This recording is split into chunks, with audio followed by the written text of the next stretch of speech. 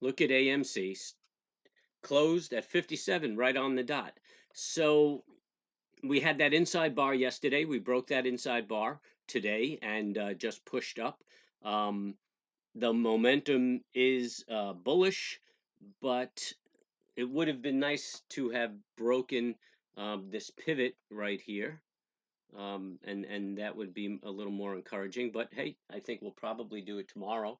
Um, we're up about $1.50 as I speak in the aftermarket on this thing. So yeah, let's just look for a break of that pivot tomorrow, and then maybe test the 72 and change, the high on the stock for the past month, and that's really going to be the ultimate test. If it could break that 75, then that's going to make a lot of shorters nervous, and it may stop making its move.